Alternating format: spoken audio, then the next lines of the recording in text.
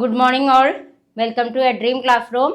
ഇന്ന് നമ്മളുടെ subject sociology of India. Subject name ശ്രദ്ധിക്കുക. സോഷ്യോളജി ഓഫ് ഇന്ത്യയിലെ 3rd യൂണിറ്റിലേക്കാണ് പോകുന്നത്. അതിൽ യൂണിറ്റ് 3 നാഷണലിസ്റ്റ് ഡിസ്കോഴ്സ് എന്ന യൂണിറ്റിലേക്കാണ് നമ്മൾ കടക്കുന്നത്. Nationalist discourse. അപ്പോൾ ഈ യൂണിറ്റുമായി ബന്ധപ്പെട്ടുകൊണ്ട് ഏതെല്ലാം കാര്യങ്ങളാണ് ഇവിടെ പരാമർശിക്കുന്നത് എന്ന് നമുക്ക് നോക്കാം. ഇപ്പോൾ സോഷ്യോളജി ഓഫ് ഇന്ത്യയിലെ 3rd യൂണിറ്റാണ് നാഷണലിസ്റ്റ് ഡിസ്കോഴ്സ്. അതിലെ പ്രധാനപ്പെട്ട ഒരു ടോപ്പിക്കിലേക്ക് നമുക്ക് കടക്കാം. Concept of nation and nationalism. Concept of nation. Nation എന്ന് പറഞ്ഞാൽ നമ്മുടെ രാജ്യം അല്ലേ. അപ്പോൾ നാഷന്റെ ആശയവും നാഷണലിസം എന്ന് പറഞ്ഞാൽ ദേശീയത. അപ്പോൾ നാഷന്റെയും നാഷണലിസത്തിൻ്റെയും ആശയങ്ങളെ കുറിച്ചാണ് ഈ ഒരു ടോപ്പിക്കിലൂടെ നമ്മൾ നിർവചനങ്ങൾ കൊടുക്കുന്നത്. ശ്രദ്ധിച്ചോളൂ. The concept of nation was a 19th century phenomenon which emerged in the West and later spread to other colonies of Europe, Asia, Africa. അതായത് ഒരു രാഷ്ട്രം എന്ന ആശയം 19ാം നൂറ്റാണ്ടിന്റെ ഒരു പ്രതിഭാസമായിരുന്നു. The concept of nation was a 19th century phenomenon. 19ാം നൂറ്റാണ്ടിന്റെ ഒരു പ്രതിഭാസമായിട്ടാണ് നാഷൻ എന്ന ആശയത്തെ കണക്കാക്കുന്നത്. അത് ഏതെവിടേക്കായിരുന്നു? Emerged in the west and later spread to other colonies of Europe, Asia, Africa. അതായത് പടിഞ്ഞാറൻ രാജ്യങ്ങളിൽ നിന്നാണ് നാഷണലിസം എന്ന ആശയം 19ാം നൂറ്റാണ്ടിൽ ഉയർന്നു വന്നത്. ഏഷ്യ, ആഫ്രിക്ക തുടങ്ങിയ യൂറോപ്യൻ കോളനികളിലേക്ക് അത് വ്യാപിക്കുകയും ചെയ്തു. ഇപ്പോൾ ഒരു നാഷൻ, എൻ്റെ രാജ്യം, ആ നാഷൻ എന്ന ആശയം 19ാം നൂറ്റാണ്ടിലെ ഒരു ഫിനോമിനൻ, പ്രതിഭാസമായിട്ടാണ് കണക്കാക്കപ്പെടുന്നത്. അത് പടിഞ്ഞാറൻ രാജ്യങ്ങളിൽ ഉയർന്നു വരികയും പിന്നീട് പടിഞ്ഞാറൻ രാജ്യങ്ങൾ എന്ന് പറഞ്ഞാൽ വെസ്റ്റേൺ കോളനീസിൽ എമർജ്ഡ് വെസ്റ്റേൺ, അപ്പൊ പടിഞ്ഞാറൻ രാജ്യങ്ങളിലേക്ക് അത് സ്പ്രെഡ് ചെയ്യപ്പെടുകയും അതിനുശേഷം എവിടേക്കും കൂടി വ്യാപിച്ചു എന്നാ പറയുന്നത്, ഏഷ്യയിലേക്കും ആഫ്രിക്ക തുടങ്ങിയ കോളനികളിലേക്കും വ്യാപിക്കുകയും ചെയ്തു. ആൻഡ് ദെൻ പിന്നീട് എന്താണ് അവിടെ പറയുന്നത്? A nation can be defined as A group of people who share common territory, history, language, psychological makeup etcetera. അതായത് ഒരു രാഷ്ട്രത്തിന്റെ ഏറ്റവും പ്രധാനപ്പെട്ട ഘടകങ്ങൾ എല്ലായ്പ്പോഴും എന്തിനൊക്കെ പ്രാധാന്യം കൊടുക്കും? A nation can be defined as A group of people who share. ഒരു രാഷ്ട്രത്തിന്റെ ഏറ്റവും പ്രധാനപ്പെട്ട ഘടകങ്ങൾ എല്ലായ്പ്പോഴും എന്തൊക്കെ കാര്യങ്ങൾക്കാണ് പ്രാധാന്യം കൊടുക്കുന്നത്? Common territory. അതായത് ഒരു രാഷ്ട്രത്തിന്റെ ഏറ്റവും പ്രധാനപ്പെട്ട ഘടകങ്ങൾ കോമൺ ടെറിറ്ററി, ആ പ്രദേശം. പിന്നെന്താണ്? ഹിസ്റ്ററി, അതിന്റെ ചരിത്രം, ലാംഗ്വേജ്, ഭാഷ, സൈക്കോളജിക്കൽ തുടങ്ങിയ കാര്യങ്ങൾക്കൊക്കെ എന്ത് ചെയ്യുന്നുണ്ട്? പ്രാധാന്യം കൊടുക്കുന്നു. A nation can be defined as A group of people who share common territory, history, language, psychological makeup. അതേപോലെ തന്നെ പിന്നീട് അവിടെ എന്താ പറയുന്നത്? അപ്പൊ നമുക്കറിയാം, കോമൺ ടെറിറ്ററി പറഞ്ഞാൽ പൊതുവായ പ്രദേശം, ചരിത്രം, ഭാഷ, മനഃശാസ്ത്രം തുടങ്ങി മുതലായ പങ്കിടുന്ന ആളുകളുമായി തന്നെ ഒരു രാഷ്ട്രത്തെ നമുക്ക് നിർവചിക്കാം എന്നാ പറയുന്നത്. A nation can be defined. ഒരു നാഷനെ ഏതൊക്കെ കാര്യങ്ങളായിട്ട് ഡിഫൈൻ ചെയ്യാം? കോമൺ ടെറിറ്ററി, പൊതുവായ പ്രദേശം. അതേപോലെ തന്നെ പിന്നെന്താണ്? കോമൺ ടെറിറ്ററി എന്നുകൊണ്ട് ഉദ്ദേശിക്കുന്നത് എന്താണ്? പൊതുവായ പ്രദേശം. ഹിസ്റ്ററി എന്ന് പറഞ്ഞാൽ എന്താ? ചരിത്രം. ലാംഗ്വേജ് എന്ന് പറഞ്ഞാൽ ഭാഷ. സൈക്കോളജിക്കൽ എന്ന് പറഞ്ഞാൽ എന്താണ്? മനഃശാസ്ത്രം തുടങ്ങി മനഃശാസ്ത്രപരമായിട്ടുള്ള ഒരു കൂട്ടം ആളുകളുമായിട്ട് നമുക്ക് എന്തിനെ നിർവചിക്കാം? രാഷ്ട്രത്തെ നിർവചിക്കാം. The most important element of nation is that it is always sovereign. Sovereign എന്നതുകൊണ്ട് എന്താണ് ഉദ്ദേശിക്കുന്നത്? പരമാധികാരം, ഇൻഡിപെൻഡന്റ്, സ്വാതന്ത്ര്യം, autonomous, സ്വയംഭരണം. The most important element of a nation is that it is always sovereign, independent, autonomous. Sovereign എന്ന് പറഞ്ഞാൽ എന്താണ്? പരമാധികാരം. Independent എന്ന് പറഞ്ഞാൽ എന്താണ്? സ്വാതന്ത്ര്യം. ഓട്ടോണമസ് എന്ന് പറഞ്ഞാൽ എന്താണ്? സ്വയംഭരണം. എന്നിവയാണ് രാഷ്ട്രത്തിന്റെ പ്രധാനപ്പെട്ട ഘടകങ്ങൾ. The most important element of A nation. ഒരു ഒരു രാജ്യത്തിന്റെ പ്രധാന ഘടകങ്ങൾ ഏതൊക്കെയാണ്? സോവറിൻ. സോവറിൻ എന്ന് പറഞ്ഞാൽ സ്വയംഭരണം എന്ന് പറയും. സോവറിൻ അതായത് പരമാധികാരം എന്ന് പറയും. സോവറിൻ സ്റ്റേറ്റ് പറഞ്ഞാൽ പരമാധികാരം. ഇൻഡിപെൻഡന്റ് പറഞ്ഞാൽ സ്വാതന്ത്ര്യം. ഓട്ടോണമസ് എന്ന് പറഞ്ഞാൽ എന്താണ്? സ്വയംഭരണം. ഇപ്പൊ സോവറിൻ എന്ന് പറഞ്ഞു കഴിഞ്ഞാൽ എന്താ? പരമാധികാരം. ഇൻഡിപെൻഡന്റ് പറഞ്ഞാൽ സ്വാതന്ത്ര്യം. ഓട്ടോണമസ് എന്ന് പറഞ്ഞാൽ സ്വയംഭരണം എന്നീ കാര്യങ്ങളുമായി ഒരു രാഷ്ട്രത്തിന്റെ പ്രധാന ഘടകങ്ങളാണ്.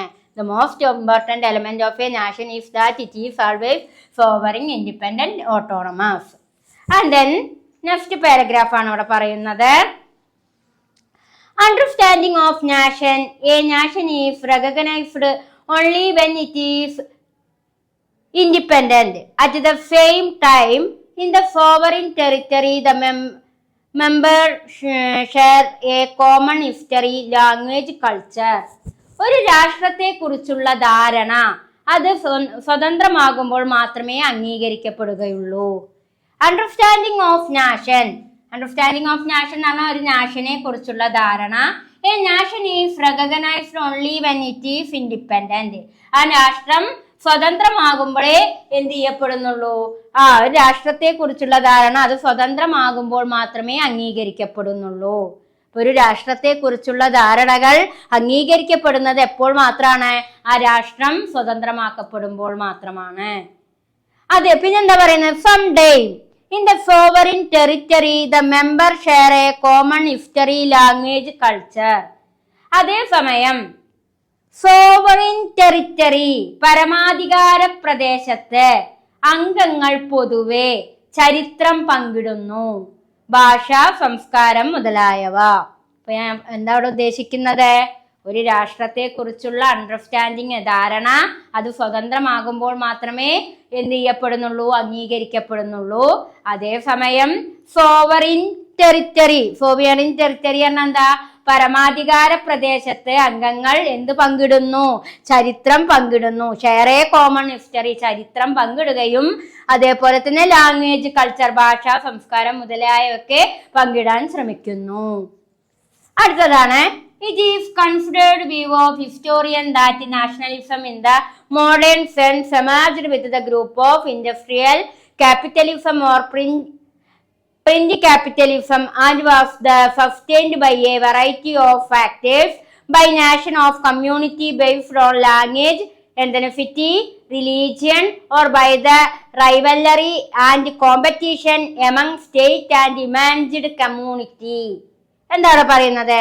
It is considered view of historian that nationalism in the modern sense emerged with the group of industrial capitalism or print capitalism. എന്താണ് industrial capitalism or print capitalism എന്ന് പറഞ്ഞു കഴിഞ്ഞാല്? അതായത് വ്യവസായിക മുതലാളിത്തത്തിന്റെയോ അതേപോലെ തന്നെ വ്യവസായിക മുതലാളിത്തത്തിന്റെയോ, പ്രിന്റ് ക്യാപിറ്റലിസം എന്ന് പറഞ്ഞാൽ അച്ചടി മുതലാളിത്തത്തിന്റെയോ, വ്യവസായിക മുതലാളിത്തത്തെ ഇൻഡസ്ട്രിയൽ ക്യാപിറ്റലിസം എന്ന് പറയും. അപ്പൊ വ്യവസായിക മുതലാളിത്തത്തിന്റെയോ പ്രിന്റ് ക്യാപിറ്റലിസം എന്ന് പറഞ്ഞാൽ എന്താണ്? അച്ചടി മുതലാളിത്തത്തിന്റെയോ വളർച്ചയോടെ ആധുനിക അർത്ഥത്തിൽ ദേശീയത ഉയർന്നു വന്നെന്നും പിന്നീട് ലാംഗ്വേജ് അതേപോലെ തന്നെ കൾച്ചർ പിന്നീട് അതെന്തായി തീർന്നു? പിന്നീട് ഭാഷ, വംശീയത അല്ലെങ്കിൽ മതം, മത്സരം എന്നിവയുടെ അടിസ്ഥാനമാക്കിയുള്ള സമൂഹത്തിന്റെ സങ്കല്പങ്ങൾ അല്ലെങ്കിൽ സംസ്ഥാനങ്ങളുടെ സാങ്കല്പിക സമൂഹങ്ങളും തമ്മിലുള്ള മത്സരം എന്നിവയാൽ വിവിധ ഘടകങ്ങൾ നിലനിർത്തപ്പെട്ടു എന്നുമാണ് ചരിത്രകാരന്മാരുടെ പരിഗണനയിലുള്ള വീക്ഷണം. അപ്പോ വ്യവസായിക മുതലാളിത്തത്തിന്റെയോ അച്ചടി മുതലാളിത്തത്തിന്റെയോ വളർച്ചയോടെ ആധുനിക അർത്ഥത്തിൽ ദേശീയത ഉയർന്നു വന്നെന്നും പിന്നീട് അപ്പൊ ഏതിന്റെയൊക്കെ രീതിയിലൂടെയാണ് നമ്മളുടെ ദേശീയത നാഷണലിസം ഉയർന്നു വന്നത്? നാഷണലിസം ഉയർന്നു വന്നത് എങ്ങനെയാണ്? വ്യാവസായിക മുതലാളിത്തത്തിന്റെയോ ഇൻഡസ്ട്രിയൽ ക്യാപിറ്റലിസത്തിന്റെയോ പ്രിന്റഡ് ക്യാപിറ്റലിസം എന്ന് പറഞ്ഞാൽ എന്താ, അച്ചടി മുതലാളിത്തത്തിന്റെയോ വളർച്ചയോടെ ആധുനിക അർത്ഥത്തിൽ ദേശീയത ഉയർന്നു വന്നെന്നും പിന്നീട് ഭാഷ, വംശീയത, മതം, മത്സരം എന്നിവയെ അടിസ്ഥാനമാക്കിയുള്ള സമൂഹത്തിന്റെ സങ്കല്പങ്ങൾ അല്ലെങ്കിൽ സംസ്ഥാനങ്ങളും സാങ്കല്പിക സമൂഹങ്ങളും തമ്മിലുള്ള മത്സരം എന്നിവയാൽ വിവിധ ഘടകങ്ങൾ നിലനിർത്തപ്പെട്ടു എന്നുമാണ് ചരിത്രകാരന്മാരുടെ പരിഗണനയിലുള്ള വീക്ഷണം. ഇത്രയും കാര്യങ്ങളാണ് ഈ ഒരു ഇതിലൂടെ വ്യക്തമാക്കുന്നത്. ആൻഡ് ദെൻ അടുത്ത പാരഗ്രാഫിൽ, തേർഡ് പാരഗ്രാഫിൽ എന്താ പറയുന്നത് നമുക്ക് നോക്കാം. The most accepted classical definition of nation was given by Stalin, who defined nation as a historically evolved, stable community of language, territory, economic life and psychological makeup manifested in community of culture. The most accepted classical definition of nation was given by Stalin. രാഷ്ട്രത്തിന്റെ ഏറ്റവും സ്വീകാര്യമായ classical നിർവചനം നൽകിയത് സ്റ്റാലിനാണ്. രാഷ്ട്രത്തിന്റെ ഏറ്റവും accepted ആയിട്ടുള്ള, സ്വീകാര്യമായിട്ടുള്ള ഒരു classical definition നൽകിയത് ആരാണ്? സ്റ്റാലിനാണ്. അദ്ദേഹം എന്താണ് അവിടെ പറയുന്നത്? അദ്ദേഹം രാഷ്ട്രത്തെ കുറിച്ച് അപ്പോ രാഷ്ട്രത്തിന്റെ ഏറ്റവും ആക്സെപ്റ്റഡ് ആയിട്ടുള്ള ഒരു ഡെഫിനിഷൻ നൽകുന്നത് സ്റ്റാലിനാണ്. അദ്ദേഹം എന്താണ് അവിടെ പറയുന്നത്? അദ്ദേഹം പറയുന്നു, as a historically evolved stable community of language, territory, economic life and psychological makeup manifested in community of culture.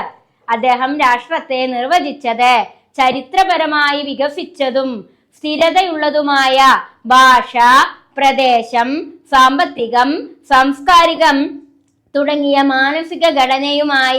മാനസിക ഘടന എന്നിവയുടെ സമൂഹമായി നിർവചിച്ചു. ഇപ്പോ സ്റ്റാലിൻ സമൂഹത്തെ നിർവചിച്ചത് എങ്ങനെയാണ്? ചരിത്രപരമായിട്ട് ഹിസ്റ്റോറിക്കലായിട്ട് ഡെവലപ്പ് ചെയ്തതും പിന്നെ ഹിസ്റ്റോറിക്കലായിട്ട് ഡെവലപ്പ് ചെയ്തതും സ്റ്റേബിൾ കമ്മ്യൂണിറ്റി സ്ഥിരതയുള്ളതുമായിട്ടുള്ള ലാംഗ്വേജ് ഭാഷ, ടെറിറ്ററി എന്ന പ്രദേശം, എക്കണോമിക് സാമ്പത്തികം, കൾച്ചറൽ എന്ന സാംസ്കാരികം, അതേപോലെ തന്നെ തുടങ്ങിയ സമൂഹത്തിൽ പ്രകടമാകുന്ന മാനസിക ഘടന, സൈക്കോളജിക്കൽ മേക്കപ്പ് എന്നിവയിലൂടെയാണ് സമൂഹത്തെ സ്റ്റാലിൻ നിർവചിച്ചത്, അല്ലെങ്കിൽ രാഷ്ട്രത്തെ സ്റ്റാലിൻ നിർവചിച്ചത്. അപ്പോൾ സ്റ്റാലിൻ രാഷ്ട്രത്തെ നിർവചിച്ചത് എങ്ങനെ?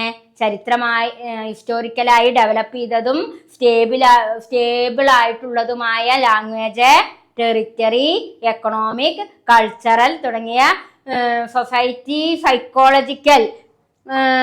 സൈക്കോളജിക്കൽ മേക്കപ്പ് എന്ന് പറയുന്നത്, അതായത് സമൂഹത്തിൽ പ്രകടമാകുന്ന മാനസിക ഘടന എന്നിവയുമായിട്ടാണ് സമൂഹത്തെ നിർവചിച്ചത്. അതാണ് ആ പാരഗ്രാഫിലൂടെ ഇവിടെ വ്യക്തമാക്കുന്നത്. അടുത്തത് മോഡേൺ ഐഡിയ ഓഫ് നാഷണലിസം. എന്തൊക്കെയാണ് നാഷണലിസത്തിന്റെ മോഡേൺ ഐഡിയാസുകൾ എന്ന് നമുക്ക് നോക്കാം. First one, modern ideas of nationalism. ദേശീയതയുടെ പുതിയ ആശയങ്ങൾ. Enlightenment as A liberal conception of political self determination. രാഷ്ട്രീയ സ്വയം നിർണയത്തിന്റെ ഒരു ലിബറൽ സങ്കല്പമായി ഏത്? ജ്ഞാനോദയം. എൻലൈറ്റ്മെന്റ് പറഞ്ഞാൽ എന്താണ്? ജ്ഞാനോദയം എന്തായി മാറി എന്നാ പറയുന്നത്? രാഷ്ട്രീയ സ്വയം നിർണയത്തിന്റെ ഒരു ലിബറൽ സങ്കല്പമായി മാറി ജ്ഞാനോദയം. രാഷ്ട്രീയ സ്വയം നിർണയത്തിന്റെ ഒരു ലിബറൽ സങ്കല്പമായിട്ട് മാറിയിരിക്കുന്നു ജ്ഞാനോദയം. And second point, the French revolutionary idea of the community of equal citizen. തുല്യ പൗരന്മാരുടെ സമൂഹത്തെ കുറിച്ചുള്ള ഫ്രഞ്ച് വിപ്ലവകരമായ ആശയം. The French revolutionary idea of the community of equal citizen. തുല്യ പൗരന്മാരുടെ സമൂഹത്തെ കുറിച്ചുള്ള ഫ്രഞ്ച് വിപ്ലവകരമായ ആശയം. And third one, the German conception of a people formed by history, tradition and culture. History means ചരിത്രം, ട്രഡീഷൻ മീൻസ് പാരമ്പര്യം, കൾച്ചർ സംസ്കാരം. അപ്പൊ ചരിത്രം, പാരമ്പര്യം, സംസ്കാരം എന്നിവയാൽ രൂപപ്പെട്ട ഒരു ജനതയെ കുറിച്ചുള്ള ജർമ്മൻ സങ്കല്പം. ചരിത്രത്തെക്കുറിച്ചും പാരമ്പര്യത്തെക്കുറിച്ചും സംസ്കാരത്തെക്കുറിച്ചൊക്കെ രൂപപ്പെടുന്ന രൂപപ്പെട്ട ഒരു ജനതയെ കുറിച്ചുള്ള ഒരു ജർമ്മൻ സങ്കല്പം. ഇങ്ങനെ modern Indian idea of nationalism, ആധുനിക ദേശീയതയുടെ ഐഡിയകൾ ഏതൊക്കെ? ഒന്നെന്താ? Enlightenment of a liberal conception of political self determination, അതായത് രാഷ്ട്രീയ സ്വയം നിർണയത്തിന്റെ ഒരു ലിബറൽ സങ്കല്പമായിട്ടാണ് എൻലൈറ്റ്മെന്റ്, ജ്ഞാനോദയത്തെ കാണുന്നത്. The French revolutionary idea of the community of equal citizen, തുല്യ പൗരന്മാരുടെ സമൂഹത്തെ കുറിച്ചുള്ള ഫ്രഞ്ച് വിപ്ലവകരമായ ആശയം.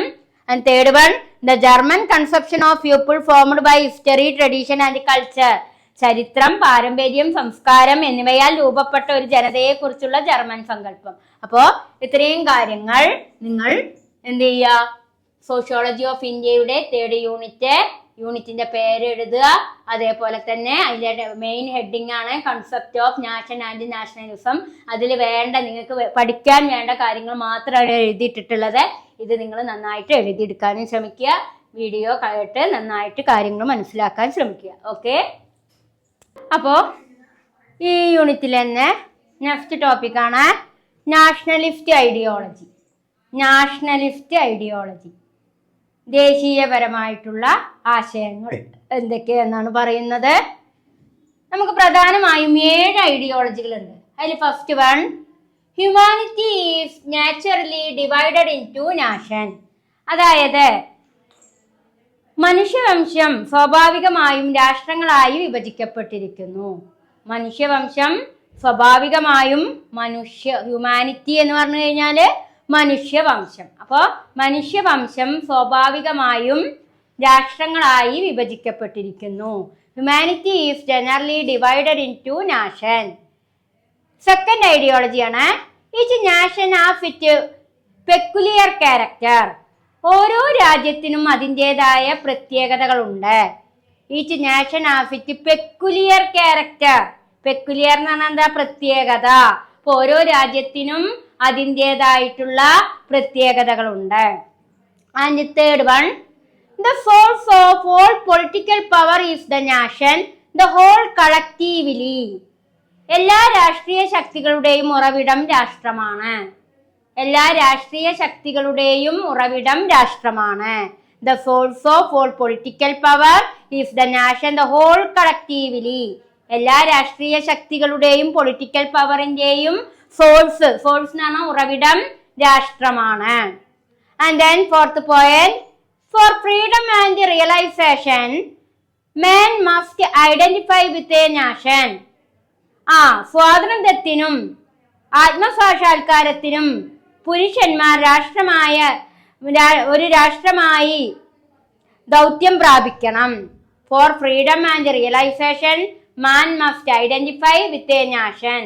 അതായത് സ്വാതന്ത്ര്യത്തിനും അതേപോലെ ആ സ്വാതന്ത്ര്യം സാക്ഷാത്കരിക്കുന്നതിനും വേണ്ടി ഏറ്റവും കൂടുതൽ ശ്രമിക്കേണ്ടത് പുരുഷന്മാരാണ്. Nation can only fulfilled in their own state. അതേപോലെ തന്നെ രാഷ്ട്രങ്ങൾക്ക് അവരുടെ സ്വന്തം സംസ്ഥാനങ്ങളിൽ മാത്രമേ പൂർത്തീകരിക്കാൻ കഴിയൂ. Nation can only be fulfilled in their own state.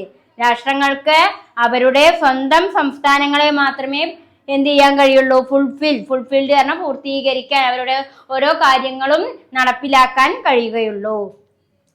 Loyalty to the nation state over rights other ലോയൽറ്റീസ്.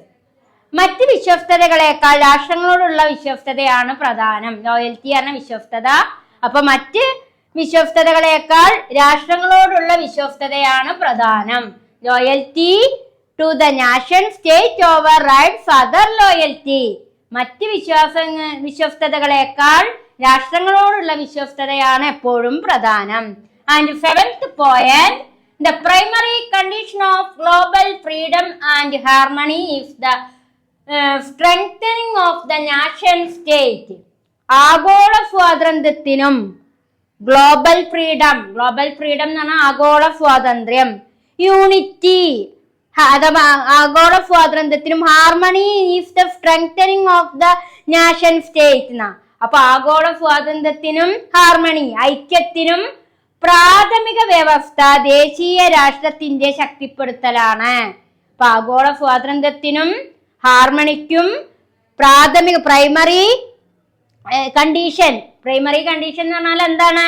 പ്രാഥമിക വ്യവസ്ഥ ദേശീയ രാഷ്ട്രത്തിന്റെ ശക്തിപ്പെടുത്തലാണ്. ഇതിനെയാണ് നമ്മൾ പ്രധാനമായും നാഷണലിസ്റ്റ് ഐഡിയോളജി എന്ന് പറയുന്നത്. ഇത് ഇമ്പോർട്ടന്റ് ആണ് കേട്ടോ. 7 പോയിന്റുകളാണ് പറഞ്ഞു തന്നത്. ഇതാണ് നമ്മുടെ നാഷണലിസ്റ്റ് ഐഡിയോളജി ആയിട്ട് അറിയപ്പെടുന്നത്. നെക്സ്റ്റ് ഹെഡിങ് ശ്രദ്ധിച്ചോളൂ. നെക്സ്റ്റ് ഹെഡിങ്ങിൽ എന്താണ് പറയുന്നത് എന്ന് നമുക്ക് നോക്കാം. അതായത് Indian nation and nationalism some major discourse. Indian രാഷ്ട്രീയവും ദേശീയതയും ചില പ്രധാന പ്രഭാഷണങ്ങൾ. ഇന്ത്യൻ രാഷ്ട്രീയവും ദേശീയതയുമായി ബന്ധപ്പെട്ട ചില പ്രധാന പ്രഭാഷണങ്ങളെ കുറിച്ചാണ് നമ്മളിവിടെ പറയുന്നത്. 2 പോയിന്റുകൾ 4 എണ്ണം ഉണ്ട്. അതിലെ 2 എണ്ണമാണ് എഴുതിയിട്ടുള്ളത്. നോക്കിക്കോളൂ. First one. അപ്പോ എന്താണ് ഹെഡിങ്? ഇന്ത്യൻ രാഷ്ട്രീയവും ദേശീയതയും ചില പ്രധാന പ്രഭാഷണങ്ങളെ കുറിച്ചാണ് ഇവിടെ പറയുന്നത്. Indian nation and nationalism some major discourse. First point. The British broke those value segment under a singular administrative preview as well as introduced various modern institutions such as bureaucracy, western education, law, court, modes of communication, printing press, etc. അതായത് ബ്രിട്ടീഷുകാർ എല്ലാ വിഭാഗങ്ങളെയും ഒരു ഭരണപരിധിയിൽ കൊണ്ടുവരികയും British blocked those values segment under singular administrative. ബ്രിട്ടീഷുകാര് എല്ലാ ആളുകളെയും എല്ലാ ജനങ്ങളെയും അവരുടെ അഡ്മിനിസ്ട്രേറ്റീവ് ഭരണപരിധിയിൽ കൊണ്ടുവരികയും അങ്ങനെ ബ്യൂറോക്രസി ഉദ്യോഗസ്ഥ വൃദ്ധം, വെസ്റ്റേൺ എഡ്യൂക്കേഷൻ പാശ്ചാത്യ വിദ്യാഭ്യാസം, ലോ നിയമം, അതേപോലെ തന്നെ കോർട്ട് കോടതി, പിന്നെ പ്രിന്റിംഗ് പ്രസ് തുടങ്ങിയ വിവിധ ആധുനിക സ്ഥാപനങ്ങൾ അവതരിപ്പിക്കുകയും ചെയ്തു. ഇപ്പൊ ബ്രിട്ടീഷുകാരെ എല്ലാ വിഭാഗം ആളുകളെയും അവരുടെ പരിധിയിൽ കൊണ്ടുവരികയും അങ്ങനെ ബ്യൂറോക്രസി ഉദ്യോഗസ്ഥ വൃന്ദം, വെസ്റ്റേൺ എഡ്യൂക്കേഷൻ വെസ്റ്റേൺ എഡ്യൂക്കേഷൻ എന്ന് പറഞ്ഞാൽ എന്താണ്? പാശ്ചാത്യ വിദ്യാഭ്യാസം, ലോ, കോർട്ട്, അത് modes of communication, printing press തുടങ്ങിയ വിവിധ ആധുനിക സ്ഥാപനങ്ങൾ അവർ ഇവിടെ അവതരിപ്പിക്കുകയും ചെയ്തു.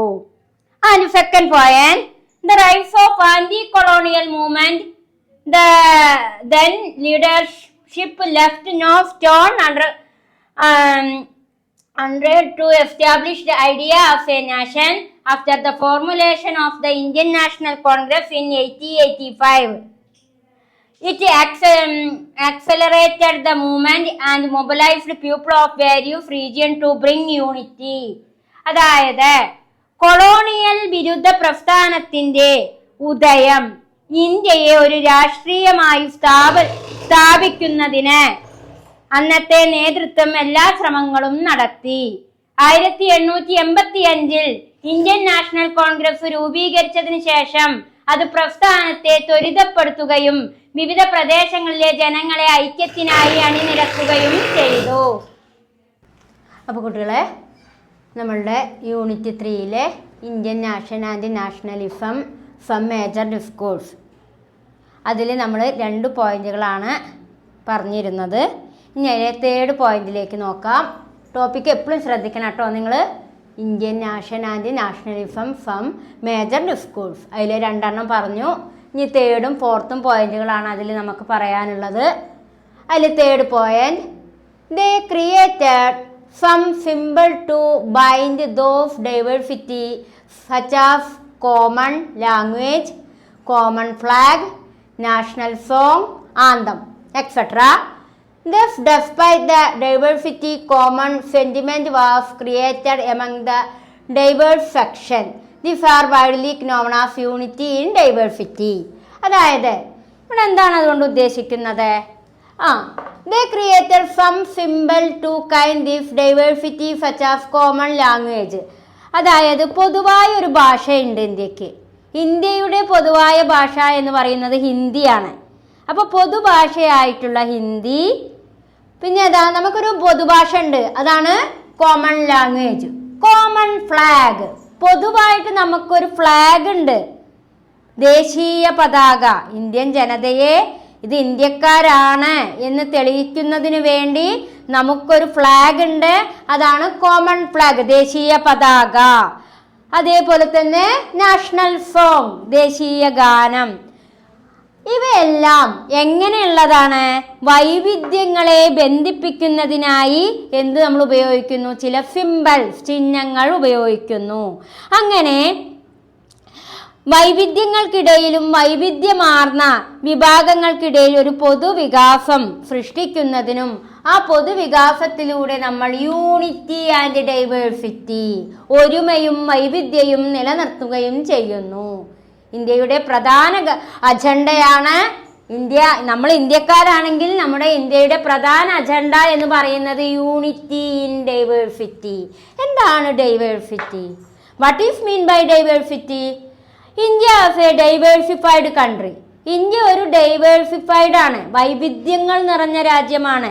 Different culture, different customs, different language, different food, different dress, അങ്ങനെ ഡിഫറൻറ്റ്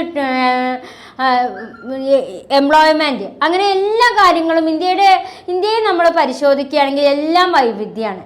ഡിഫറൻറ്റ് റിലീജിയൻ, അതാണ് ഇന്ത്യയിലെ ഏറ്റവും പ്രധാനപ്പെട്ടത്. വ്യത്യസ്തമായ മതങ്ങളാണ്. ഈ വ്യത്യസ്തമായ മതങ്ങളെയും വ്യത്യസ്തമായ ആചാരങ്ങളെയും വ്യത്യസ്തമായ ബിലീഫ്, വിശ്വാസങ്ങളെയും വ്യത്യസ്തമായ ഭക്ഷണ രീതിയെയും വ്യത്യസ്തമായ വസ്ത്ര രീതികളെയും ഒക്കെ ഒരുമിച്ച് നിർത്താൻ കഴിവുള്ള ലോകത്തിലെ തന്നെ ഒരു ഡൈവേഴ്സിഫൈഡ് ആയിട്ടുള്ള ഒരേ ഒരു രാജ്യം, ലോകത്തിൽ വെച്ചിട്ട് തന്നെ ഇത്രയധികം ഡൈവേഴ്സിഫൈഡ് ആയിട്ടുള്ള ഒരു രാജ്യത്തെ ഒരുമിച്ച് നിർത്താൻ സാധിക്കുന്നത് എവിടെ മാത്രമാണ്? ഇന്ത്യയിൽ മാത്രമാണ്. അത് ഇന്ത്യക്കാർക്ക്, നമുക്ക് ഓരോരുത്തർക്കും ഓരോ നിമിഷവും അതിൽ അഭിമാനിക്കാം. കാരണം എല്ലാം വൈവിധ്യങ്ങളാണ്, വ്യത്യസ്ത സംസ്ഥാനങ്ങളാണുള്ളത്. നമുക്ക് 29 സംസ്ഥാനങ്ങളുണ്ട്. ആ 29 സംസ്ഥാനങ്ങളും സെയിം ലാംഗ്വേജ് അല്ല പറയുന്നത്, ഡിഫറൻ്റ് ആയിട്ടുള്ള ലാംഗ്വേജ് ആണ് യൂസ് ചെയ്യുന്നത്.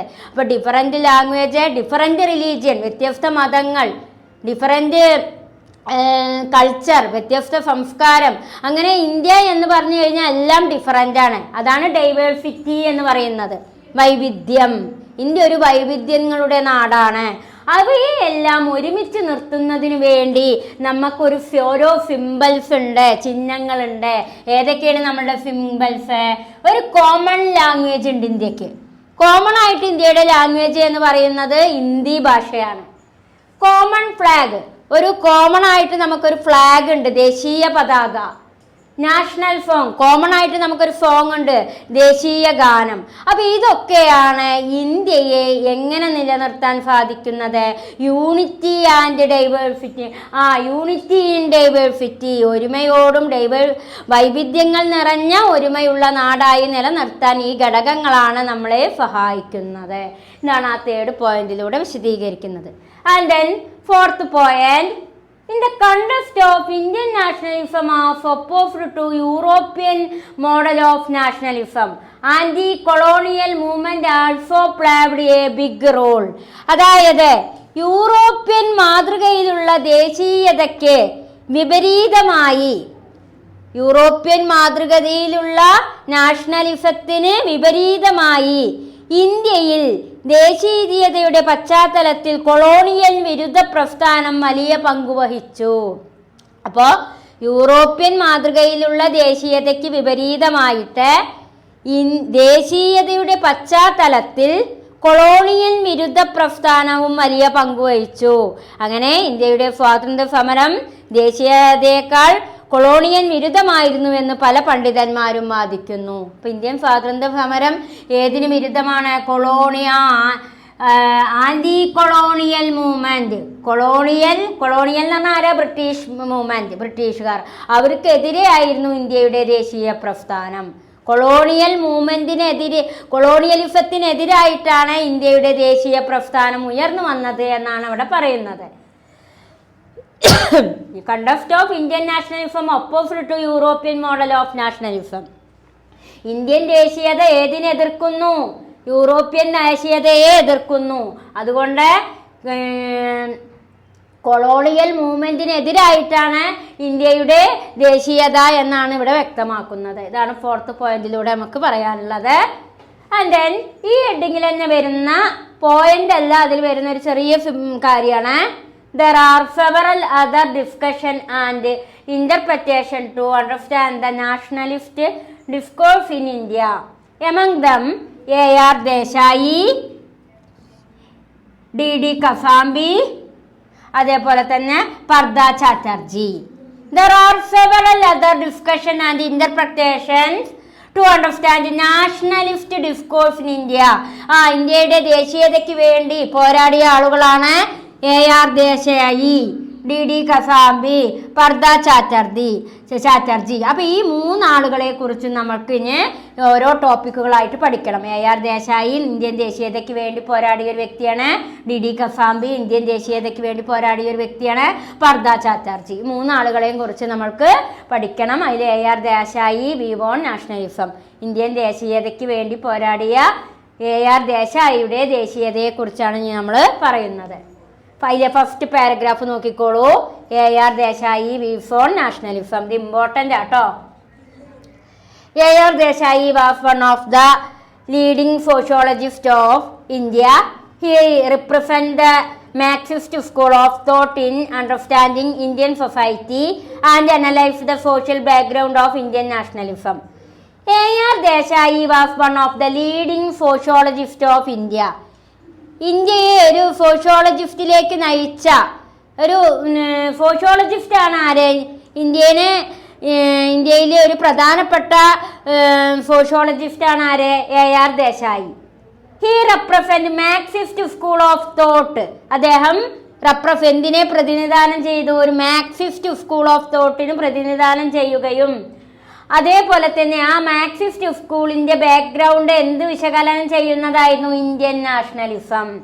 അപ്പൊ ഇന്ത്യയെ A.R. Desai one of leading sociologist of India, ഇന്ത്യയിലെ ഒരു പ്രധാനപ്പെട്ട സോഷ്യോളജിസ്റ്റ് ആണ് A.R. ദേശായി. അദ്ദേഹം ഏതിന് രൂപം കൊടുത്തു? മാർക്സിസ്റ്റ് സ്കൂൾ ഓഫ് തോട്ടിന് രൂപം കൊടുക്കുകയും ആ മാർക്സിസ്റ്റ് സ്കൂൾ ഓഫ് തോട്ടില് എന്തും കൂടി വിശകലനം അനലൈസ് ചെയ്തു എന്നാ പറയുന്നത്. ഇന്ത്യൻ നാഷണലിസത്തെ ആ മാർക്സിസ്റ്റ് സ്കൂൾ ഓഫ് തോട്ടിൽ അദ്ദേഹം അനലൈസ് ചെയ്യുകയും ചെയ്തു. Through analysing material colonialism. അതേപോലെ തന്നെ അദ്ദേഹം വേറൊരു കാര്യം കൂടി അനലൈസ് ചെയ്തിട്ടുണ്ട്. Material condition. കൊളോണിയലിസം അല്ല, മെറ്റീരിയൽ കണ്ടീഷൻ. അദ്ദേഹം ഇന്ത്യൻ നാഷണലിസത്തെയും അനലൈസ് ചെയ്തു. മാർക്സിസ്റ്റ് സ്കൂൾ ഓഫ് തോട്ടില് അദ്ദേഹം ഇന്ത്യൻ നാഷണലിസത്തെയും അനലൈസ് ചെയ്തു. മെറ്റീരിയൽ കണ്ടീഷനെയും അദ്ദേഹം എന്ത് ചെയ്തു? അനലൈസ് ചെയ്തു. നാഷണലിസത്തിന്റെ ഒരു പ്രധാനപ്പെട്ട വ്യക്തിയായിരുന്നു A.R. ദേശായി. അദ്ദേഹം ഒരു സോഷ്യോളജിസ്റ്റ് ആണ്. അദ്ദേഹം മാർക്സിസ്റ്റ് സ്കൂൾ ഓഫ് തോട്ട് ആരംഭിച്ചു. അതിൽ അദ്ദേഹം എന്താണ് അനലൈസ് ചെയ്തത്? ഇന്ത്യൻ നാഷണലിസം അനലൈസ് ചെയ്തു, മെറ്റീരിയൽ കണ്ടീഷനും അനലൈസ് ചെയ്തു. ഹിസ് ബുക്ക്, അദ്ദേഹത്തിന്റെ പ്രധാന ബുക്കാണ് his book social background of Indian nationalism. അദ്ദേഹത്തിന്റെ പ്രധാനപ്പെട്ട ഒരു ബുക്കിന്റെ പേരാണ്, എന്താണ് അദ്ദേഹത്തിന്റെ പ്രധാനപ്പെട്ട ബുക്കിന്റെ പേര്? His book social background of Indian nationalism 1946 was one of the path breaking work to understand social condition of colonial India. Recent trend in Indian nationalism 1915 another important work of Desai. അപ്പൊ കുട്ടികളെ, അദ്ദേഹത്തിന്റെ പ്രധാനപ്പെട്ട വർക്കാണ് his book social background of Indian nationalism. Social background of Indian nationalism, Indian നാഷണലിസത്തിന്റെ സാമൂഹിക background എന്നാണ് അദ്ദേഹം ആ ബുക്ക് എഴുതിയത്. 1946 1946 അദ്ദേഹം ഒരു പ്രധാനപ്പെട്ട ബുക്കിന് രൂപം കൊടുത്തു. ആ ബുക്കിന്റെ പേരാണ് his book social background of Indian nationalism. was one of the path breaking work to understand social condition of colonial India. അതേപോലെ മറ്റൊരു ബുക്കിന്റെ പേരാണ് ട്രെൻഡ്സ് ഇൻ ഇന്ത്യൻ നാഷണലിസം. അതെന്നാ അദ്ദേഹം എഴുതിയത്? 1950. അപ്പൊ 2 ബുക്കുകളുണ്ട്. ഫസ്റ്റ് ബുക്കിന്റെ പേരാണ് ഏത്? Social background of Indian nationalism. ഇതാണ് A.R. ദേശായിയുടെ ഒന്നാമത്തെ ബുക്ക്. രണ്ടാമത്തെ ബുക്കാണ് trends in Indian nationalism, Indian ദേശീയതയുടെ ട്രെൻഡ് 1950. ഈ സെക്കൻഡ് പാരഗ്രാഫിലേക്ക് പോവാം. Desai looked into the pre colonial, colonial and post colonial time to understand the social background of Indian nationalism from Marxist point of view. Desai looked into the, Desai എന്തിനൊക്കെയാണ് അവിടെ പരിശോധന നടത്തുന്നത്? Pre colonial, colonial and post colonial time to understand. അതായത് ദേശായി അദ്ദേഹത്തിന്റെ പ്രധാന വർക്കായിരുന്നു ഏത്? Social background of Indian nationalism. അപ്പൊ ആ social background of Indian nationalism എന്ന ബുക്കിന് വേണ്ടിയിട്ട് അദ്ദേഹം എന്തൊക്കെ പരിശോധിച്ചു? കൊളോണിയലിസത്തെയും പ്രീ കൊളോണിയലിസത്തെയും പോസ്റ്റ് കൊളോണിയൽ ടൈമിനെയൊക്കെ പരിശോധിച്ചു കൊണ്ടാണ് അദ്ദേഹം ഒരു ഏത് ബുക്കിന് രൂപം കൊടുത്തത്? Social background of Indian nationalism എന്ന ബുക്കിന് അദ്ദേഹം രൂപം കൊടുത്തത്. അദ്ദേഹം അതിൽ മാർക്സിസ്റ്റ് പോയിന്റ് ഓഫ് വ്യൂ, മാർക്സിസ്റ്റിന്റെ കാഴ്ചപ്പാടുകളാണ് അദ്ദേഹം അതിൽ ഉൾപ്പെടുത്തിയിട്ടുള്ളത്. അടുത്തതായി പറയണേ, during pre colonial period in India the feudal class dominated the peasant class. Pre colonial period, ഇന്ത്യയിലെ പ്രീ കൊളോണിയൽ പീരിയഡിനെ കുറിച്ച് അദ്ദേഹം ആ ബുക്കിൽ എങ്ങനെയാണ് പരാമർശിച്ചിട്ടുള്ളത്? Feudal class dominate. Pre colonial period എന്ന് പറഞ്ഞു കഴിഞ്ഞാൽ ഫ്യൂഡൽ ക്ലാസ് ഡോമിനേഷൻ ആണുള്ളത്. ഫ്യൂഡൽ പ്രഭുക്കന്മാര്, ഭൂപ്രഭുക്കന്മാരെ കുറിച്ചാണ് അതിൽ പരാമർശിക്കുന്നത്.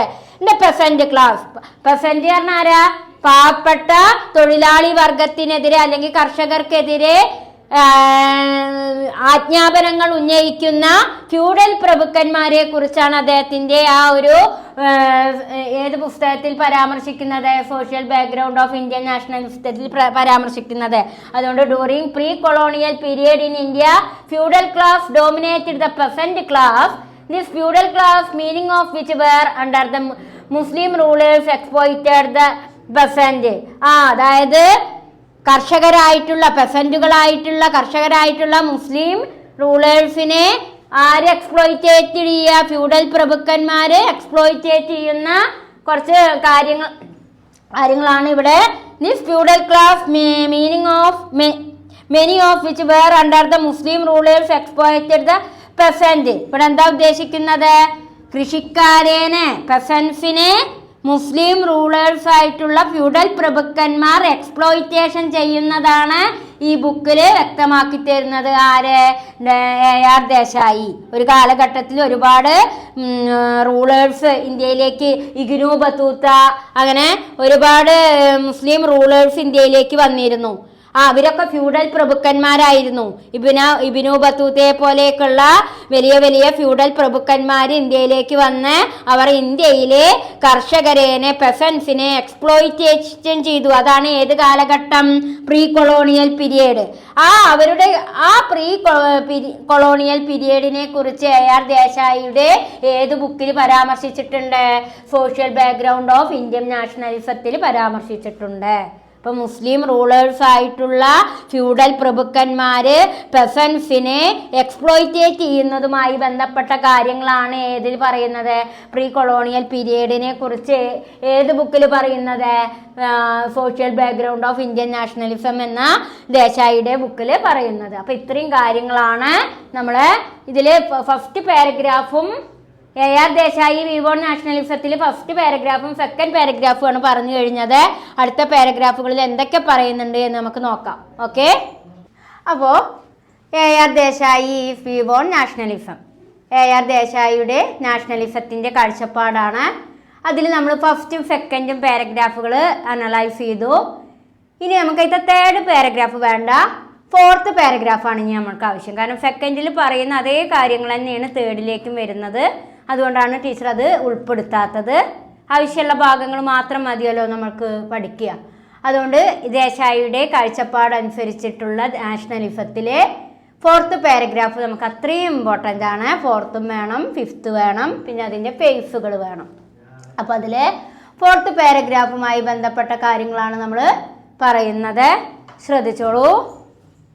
അതായത് Desai understood stimulus of national sentiment, hence he said such sentiments are dominant emotion in today's world. All kind of contemporary movements such as economic, cultural, political were inspired by such emotion of nationalism. അതായത് എന്താണ് അവിടെ ഉദ്ദേശിക്കുന്നത്?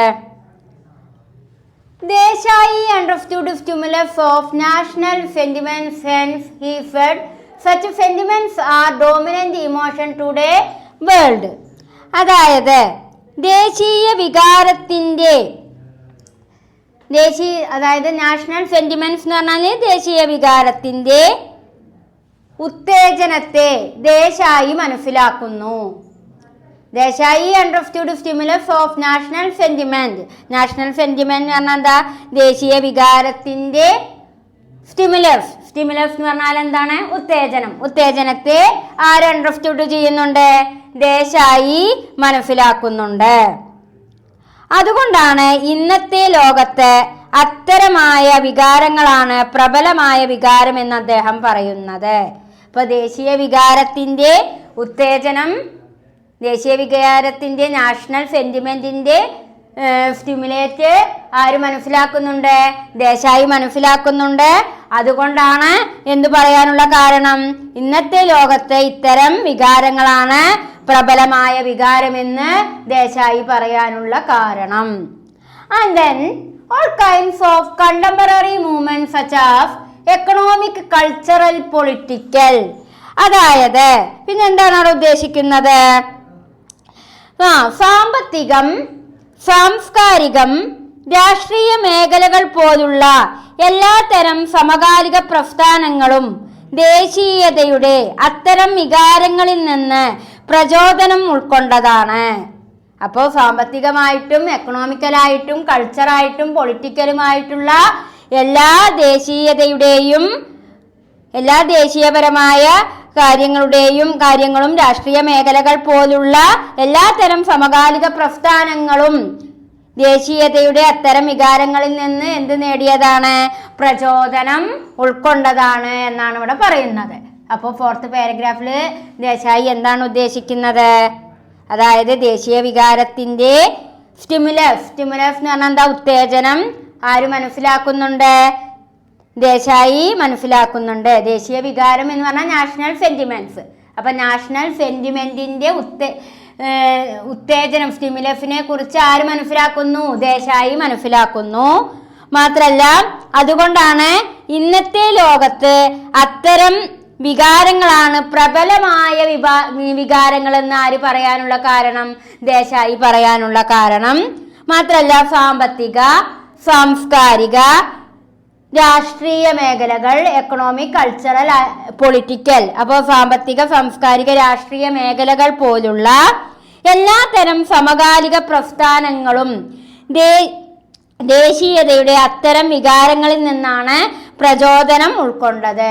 അപ്പൊ ഈ എക്കണോമിക്കും കൾച്ചറും പൊളിറ്റിക്കലും ഒക്കെ inspired ചെയ്തത് ഏതിൽ നിന്നാണ്? നാഷണലിസത്തിൽ നിന്നാണ്. സാമ്പത്തികമായും സാംസ്കാരികമായും രാഷ്ട്രീയപരമായ കാര്യങ്ങൾ ഇൻസ്പയർഡ് പറഞ്ഞാൽ പ്രചോദനമായത് ഏതിൽ നിന്നാണ്? നാഷണലിസത്തിൽ നിന്നാണ്. ഇതാണ് ഫോർത്ത് പാരഗ്രാഫിലൂടെ വ്യക്തമാക്കുന്നത്. അടുത്തത് ഫിഫ്ത്ത് പാരഗ്രാഫ്. ഫിഫ്ത്ത് പാരഗ്രാഫിൽ എന്താ പറയുന്നത് എന്ന് നമുക്ക് നോക്കാം. അതായത് investigation into the history of Indian nationalism, Desai find its root in colonialism. അതായത് ഇന്ത്യൻ ദേശീയതയുടെ ചരിത്രം പരിശോധിക്കുമ്പോൾ കൊളോണിയലിസത്തിന്റെ വേരുകൾ ദേശായി കണ്ടെത്തുന്നു. Investigation in the history of Indian nationalism, Indian നാഷണലിസത്തിന്റെ ചരിത്രം. ഇൻവെസ്റ്റിഗേഷൻ എന്ന് പറഞ്ഞു കഴിഞ്ഞാൽ എന്താണ്? പരിശോധിക്കപ്പെടുമ്പോൾ അവിടെ ഏതിന്റെ വേരുകളാണ് കണ്ടെത്തുന്നത്? Desai find its root in colonialism. കൊളോണിയലിസത്തിന്റെ വേരുകൾ കണ്ടെത്താൻ ആർക്ക് കഴിയുന്നു? ദേശായിക്ക് കഴിയുന്നു. ആൻഡ് ദെൻ പിന്നെ എന്താണ് പറയുന്നത്? He hold that the action and interaction of several subjective and objective factors and forces developed in Indian society helped in formation of Indian nationalism. അതുകൊണ്ട് തന്നെ ഇന്ത്യൻ സമൂഹത്തിൽ വികസിച്ച നിരവധി ആത്മനിഷ്ഠവും ഇന്ത്യൻ സമൂഹത്തില് വികസിച്ച നിരവധി സബ്ജക്റ്റീവ് പറഞ്ഞ ആത്മനിഷ്ഠവും അതേപോലെ തന്നെ വസ്തുനിഷ്ഠവും ഒബ്ജക്റ്റീവ്. അപ്പോ ഇന്ത്യൻ സമൂഹത്തിൽ വികസിച്ച നിരവധി ആത്മനിഷ്ഠവും വസ്തുനിഷ്ഠവുമായ ഘടകങ്ങളുടെയും ശക്തികളുടെയും പ്രവർത്തനങ്ങളും ഇടപെടലുകളും ഇന്ത്യൻ ദേശീയതയുടെ രൂപീകരണത്തിന് സഹായിച്ചെന്ന് ആര് വിശ്വസിക്കുന്നു? ദേശായി വിശ്വസിക്കുന്നു. അപ്പൊ ഇന്ത്യൻ ദേശീയതയുടെ വളർച്ചയ്ക്ക് എന്തൊക്കെ കാര്യങ്ങളാണ് കാരണമായത് എന്ന് ദേശായി വിശ്വസിക്കുന്നത്? സബ്ജക്റ്റീവായിട്ടും ഒബ്ജക്റ്റീവായിട്ടും. സബ്ജക്റ്റീവ് പറഞ്ഞാൽ വസ്തുനിഷ്ഠമായിട്ടും, ഒബ്ജക്റ്റീവ് സബ്ജക്റ്റീവ് പറഞ്ഞു കഴിഞ്ഞാൽ നമുക്ക് ആത്മനിഷ്ഠമായിട്ടും, ഒബ്ജക്റ്റീവ് എന്ന് പറഞ്ഞു കഴിഞ്ഞാൽ വസ്തുനിഷ്ഠമായിട്ടും. സബ്ജക്റ്റീവ് മീൻസ് ആത്മനിഷ്ഠം, ഒബ്ജക്റ്റീവ് മീൻസ് വസ്തുനിഷ്ഠം. അപ്പൊ ആത്മനിഷ്ഠമായിട്ടും വസ്തുനിഷ്ഠമായ കാര്യങ്ങൾ ഇന്ത്യൻ ദേശീയതയുടെ വളർച്ചയ്ക്ക് കാരണമായി എന്ന് ആര് വിശ്വസിക്കുന്നുണ്ട്? ദേശായി വിശ്വസിക്കുന്നുണ്ട്. ആൻഡ് ദെൻ പിന്നെന്താണ് അവിടെ വ്യക്തമാക്കുന്നത്? the economic base of Indian society was different. The economic base of Indian society was different. സാമ്പത്തിക മേഖല എന്ന ഇന്ത്യ സൊസൈറ്റിയുടെ സാമ്പത്തിക മേഖല എപ്പോഴും എങ്ങനെയാണ്? ഡിഫറൻ്റ് ആണ്. The economic base of Indian society was different. More of geographical, linguistic, cultural difference make the region unique and complex. അതേപോലെ തന്നെ പിന്നെന്താ പറയുന്നത്? അപ്പൊ ടീച്ചർ പറഞ്ഞു ഇന്ത്യൻ സൊസൈറ്റിയുടെ സാമ്പത്തിക മേഖല എന്ന് പറയുന്നത് എപ്പോഴും എന്താണ്? വ്യത്യസ്തമാണ്. മാത്രല്ല പിന്നെന്താണ് ഇവിടെ പറയുന്നത്? ഭൂമിശാസ്ത്രപരവും, അതായത് ജോഗ്രഫിക്കൽ എന്ന് പറഞ്ഞു കഴിഞ്ഞാൽ എങ്ങനെയാണ്? ഭൂമിശാസ്ത്രപരവും, ലിംഗ്വിസ്റ്റിക് എന്ന് പറഞ്ഞാൽ എങ്ങനെയാണ്? ഭാഷാപരവും, കൾച്ചറൽ എന്ന് പറഞ്ഞാൽ സാംസ്കാരികവുമായ വ്യത്യാസങ്ങൾ ഈ പ്രദേശത്തെ സവിശേഷവും സങ്കീർണവുമാക്കുന്നു. ഭൂമിശാസ്ത്രപരവും ജോഗ്രഫിക്കലായിട്ടും ലിംഗ്വിസ്റ്റിക് ഭാഷാപരമായിട്ടും സാംസ്കാരികമായിട്ടുള്ള വ്യത്യാസങ്ങൾ ഈ പ്രദേശത്തെ എങ്ങനെയാക്കുന്നുണ്ട് എന്നാണ് പറയുന്നത്?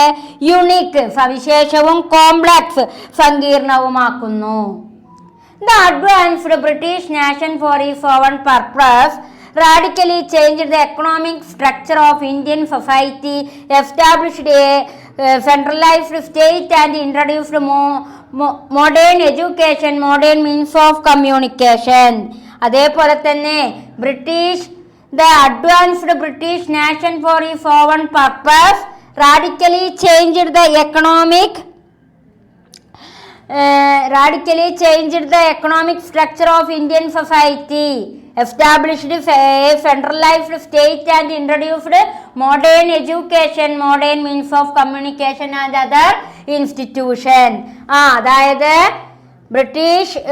ബ്രിട്ടീഷുകാരാണ് നമ്മുടെ രാജ്യത്ത് ഭരണം നടത്തിയിരുന്നത്. അപ്പൊ ബ്രിട്ടീഷ് നാഷന്റെ പർപ്പസ് എന്ന് പറയുന്നത് എന്താണ്? ഇന്ത്യൻ എക്കണോമിക് സ്ട്രക്ചറിനെ ചേഞ്ച് വരുത്തുക. എന്നിട്ട് എന്തെല്ലാം ഇവിടെ നടപ്പാക്കുക? Modern education, modern means of communication and other institution. അപ്പൊ advanced British nation for its own purpose എന്ന് പറഞ്ഞാൽ എന്താ? ബ്രിട്ടീഷുകാര് നമ്മുടെ രാജ്യത്തെ അവരുടെ പർപ്പസ് എന്തായിരുന്നു? ഇവിടെ എന്തൊക്കെ എക്സ്റ്റാബ്ലിഷ് ചെയ്യണം എന്നായിരുന്നു? Modern means of communication, modern education and other institution. അപ്പോൾ ബ്രിട്ടീഷുകാർ നമ്മുടെ രാജ്യത്ത് ബ്രിട്ടീഷുകാരുടെ പർപ്പസ് എന്തൊക്കെയാണെന്നാ പറയുന്നത്? എന്തൊക്കെയാണ് ബ്രിട്ടീഷുകാരുടെ purpose? Change the economic structure of Indian society, Indian സാമ്പത്തിക ഘടനയിൽ മാറ്റം വരുത്തുക. അതേപോലെ തന്നെ ഇൻട്രൊഡ്യൂസ്ഡ് മോഡേൺ എഡ്യൂക്കേഷൻ, ആധുനിക വിദ്യാഭ്യാസം നടപ്പാക്കുക. മോഡേൺ മീൻസ് ഓഫ് കമ്മ്യൂണിക്കേഷൻ, ആധുനികപരമായിട്ടുള്ള കമ്മ്യൂണിക്കേഷനുകൾ കൊണ്ടുവരിക. അതർ ഇൻസ്റ്റിറ്റ്യൂഷൻ, ഒരുപാട് സ്ഥാപനങ്ങൾ നടപ്പാക്കുക എന്നതൊക്കെയായിരുന്നു ബ്രിട്ടീഷ് നാഷന്റെ പർപ്പസ് ആയിട്ട് ഇവിടെ ചൂണ്ടിക്കാണിക്കുന്നത്. ഇനി നമ്മൾക്ക് എടുക്കാനുള്ള ഭാഗമാണ്, ശ്രദ്ധിച്ചോളൂ. നമുക്ക് Indian nationalism into 5 phases. Indian nationalism into 5 phases.